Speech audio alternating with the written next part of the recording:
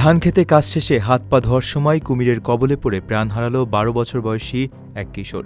দীর্ঘ সময় বেঁচে থাকার লড়াই করেও কুমিরের শক্তির কাছে হার মানতে হয় তাকে। আশেপাশের গ্রামবাসীরা ইটপাথর ছুঁড়ে কুমিরটিকে তাড়ানোর চেষ্টা করলেও তা ব্যর্থ হয়। কুমিরটি বারবার কিশোরকে পানির উপরে ছুঁড়ে ফেলে গভীর স্রোতের দিকে নিয়ে যায় এবং একসময়ে তাকে নিয়ে অদৃশ্য হয়ে যায়। ঘটনাটি ঘটেছে গত বৃহস্পতিবার ভারতের উত্তরপ্রদেশের বাহারাইচ জেলার গাগরা নদীর তীরে।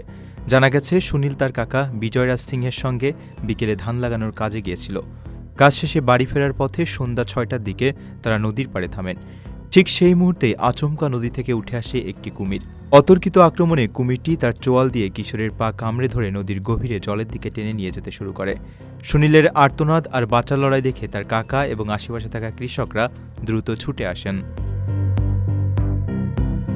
কিশোরকে বাঁচাতে কাকা বিজয়রাজ সিং নদীতে ঝাঁপিয়ে পড়েন। তিনি জানান, প্রায় ৭ মিনিট ধরে লড়াই করেও তিনি হার মানেন এবং একসময় তাকে নিয়ে কুমিরটি অদৃশ্য হয়ে যায়। দীর্ঘ ৫ ঘণ্টা চেষ্টার পর ঘটনাস্থল থেকে প্রায় ৩০০ মিটার দূরে কিশোরের দেহ উদ্ধার করা হয়। আক্রমণে কিশোরের শরীরের নিচের অংশ ও ডান পা ক্ষতবিক্ষত হয়েছে। এই ঘটনায় স্থানীয়দের মধ্যে তীব্র ক্ষোভ ও আতঙ্ক ছড়িয়ে পড়েছে। ২ সপ্তাহ আগেও একই এলাকায় কুমিরের আক্রমণে মৃত্যুর ঘটনা ঘটেছিল।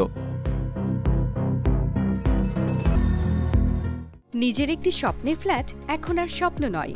প্রবাসীর সিটিতে শুরু হয়েছে ৬ বছর মেয়াদী সহজ কিস্তিতে ফ্ল্যাট কেনার দারুণ সুযোগ।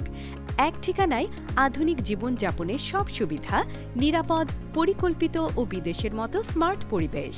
আজই বুকিং করুন আপনার পছন্দের ফ্ল্যাট আর গড়ে তুলুন নিজের স্থায়ী ঠিকানা। বিস্তারিত জানতে কল করুন স্ক্রিনে দেওয়া নাম্বারে।